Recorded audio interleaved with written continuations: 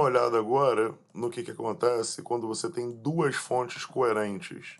Então, lembrando que uma fonte coerente é algo que dá origem a campos elétricos que tem frentes de onda bem definidas, né? Ou seja, tem fase bem definida. Se eu olhar um ponto aqui no espaço qualquer, aqui está associado a uma certa fase da onda bem definida. Se eu tenho duas fontes dessas, duas fontes coerentes, como por exemplo aqui está mostrado a fonte S1 e a fonte S2, elas vão gerar ondas eletromagnéticas em todas as direções, e essas ondas eletromagnéticas, como é verdade sempre com o campo eletromagnético, elas se somam, né?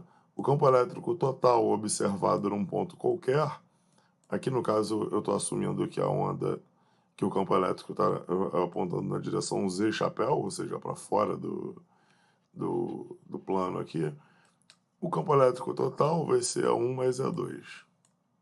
Tá? Eu não estou discutindo muito qual é o tipo de fonte que dá origem a esse tipo de desenho que eu fiz aqui. Mas a ideia básica é que, por exemplo, um dipolo oscilante para fora aqui do plano XY seria suficiente para dar origem a essas ondas circulares, né, no eixo XY. E como o campo elétrico é a soma vetorial dos campos elétricos devidos a cada fonte, você vai ter coisas do tipo, aqui no ponto A. No ponto A, você está olhando um ponto em que tanto a onda azul aqui vindo da fonte S1 quanto a verde estão no máximo. Então esse daqui é um ponto em que os campos se somam. A altura, a amplitude aqui do campo nesse ponto é duas vezes a amplitude do campo em cada uma das fontes. Repara que essas fontes estão pintadas de verde e azul só para dar uma facilitada para a gente enxergar, mas são de mesmo comprimento de onda, isso é importante. Por que isso é importante? Porque se você ficar parado aqui nesse ponto A, repara que esse ponto A está à mesma distância de S1 e S2.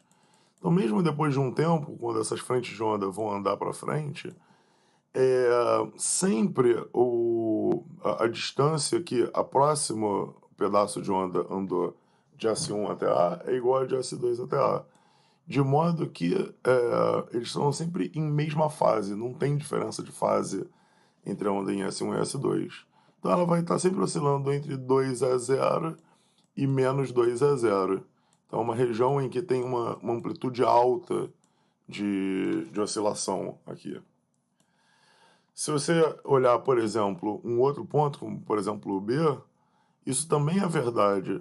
Repara que a gente também está no máximo do verde, um máximo do azul, né? O máximo de S1 e de S2, apesar da distância S1 de S1 a B e S2 a B ser uma distância diferente, né? Para cada um dos dois.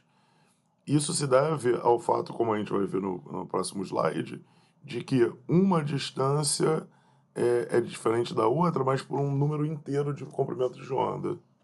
Enquanto, por exemplo, quando a gente olha aqui no ponto C, você vê que o ponto C é um máximo do azul, mas está entre dois máximos do verde, ou seja, um mínimo do verde.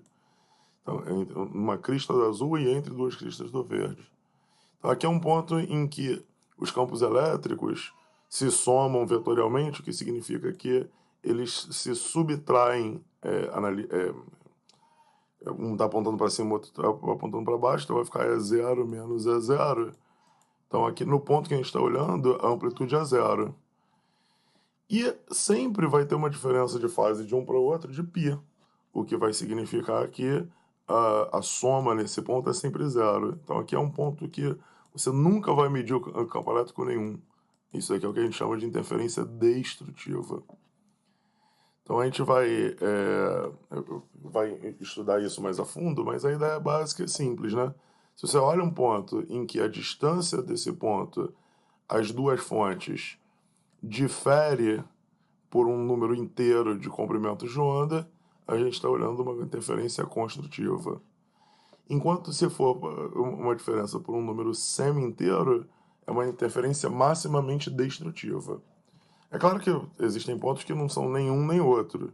Então, o que a gente vai ter é um padrão de interferência, no qual, em alguns pontos, a intensidade média é muito alta.